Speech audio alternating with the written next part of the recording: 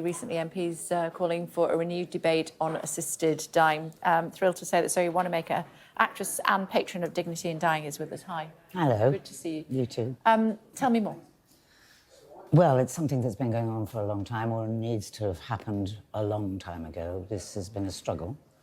I don't personally understand it because it's nobody's business but one's own, how one wants to live or die, and I think it's about time we recognise this as something of choice, freedom of choice.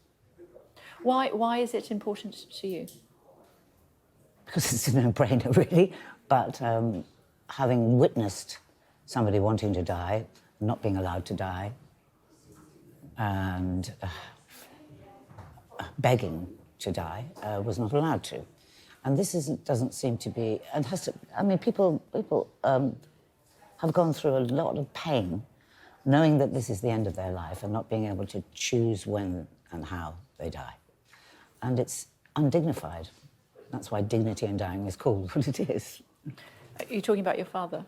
Yes, I was talking about my father, who had secondary prostate cancer and lived with us for 3 years, and after 20 years of struggling against, he looked on had enough. He'd had enough pain and knew it was terminal anyway, so what's the point? And he had to suffer this, and it was just not right. It wasn't right. We remember your father, of course, very well, an actor, director, and responsible for the Globe, just across the river there. Yes. Just tell us a little bit about him. Well, it took 27 years of his life. I know.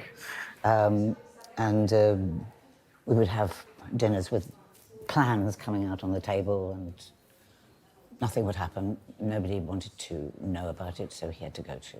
I mean, in the last years of his life, he got a plane to Japan, got a plane asking for money, for donations. And now, of course, it was a struggle, and not to see it completed was a great sadness to him. But he was very practical. He said, because the lottery was just about to come in, and he said, I think the Globe will get the lottery vote out of sympathy for me. So that's what happened. But yeah, he was an extraordinary human being, and to have him suffer like that for so long, in such pain, and it was just ridiculous. It was just insane. It's stupid. It's stupid. He's not a stupid person. And I don't think it's just him. I think I know of various other people who have wished to have the end of their life, and they have to pay a lot of money to go to Switzerland. And that's a struggle. It shouldn't be that way. It's undignified. It's what, 30-odd years now, 30 years ago since your father died, and we're still in the same position. Yes. Yes.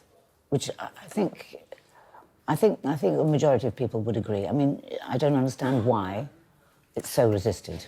I've spoken to many MPs who would vote no against any attempt. They feel that, for all sorts of reasons, not least potentially people being pressured into assisted dying. Then what do you do about AI? What do you mean? Well, it's so easy to replicate somebody's wishes. Easy. But if you have a directive that you yourself and your family understand, then it's simple. Of course, it's always, but then that's everything. It's like this budget. It's the same. You said you didn't want to get political. I don't. Okay. But everything is political in the end, I'm afraid. That's true. And it's you cut something despite something else, at the repercussions of something else going on down the line. So it's the same with our lives. And whose God is your God or my God? If that's what you don't want, then you don't want it. Or it's against your religion or your principles. But I think most people don't want to suffer for a long time to cause arguments, fights, for nothing, for something that it's inevitable anyway. And why we should be stopped from having our own way of dying it's a non sequitur to me. I don't understand it. Would you have considered Dignitas if it had been an option when your father was suffering? I don't think he would have got that far. I think it's not easy to do it, to get there. And then it's putting pressure on other people. This is the whole thing. The repercussions of that, of him trying, he was too well known for a start, and I don't think he ever thought of that. He asked me if I would find him a book which would tell you how to die, but he was too ill to read the second page.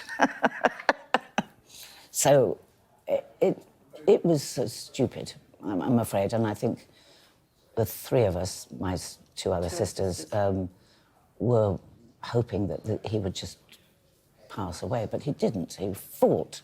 The body fights, but not the brain. The brain knows what's going on. Brave to Esther Ranson and her family. Well, exactly. And then there's a wonderful writer who has had motor neurons disease, who's written 2 books, and I can't remember her name, who had to eventually starve herself to death. So what's your plea to the Prime Minister this morning? My plea is that they pass this bill at last, and I don't think there'll be a rush for children or anybody else to kill their parents or whatever. I don't think so. But I don't think there'll be a rush of people.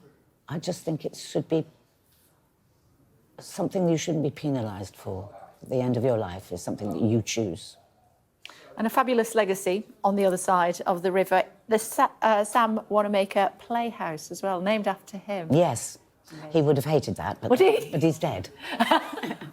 But at least he's not in the ether. Yeah. It's good to see you. Thank you. Thank you for taking the time.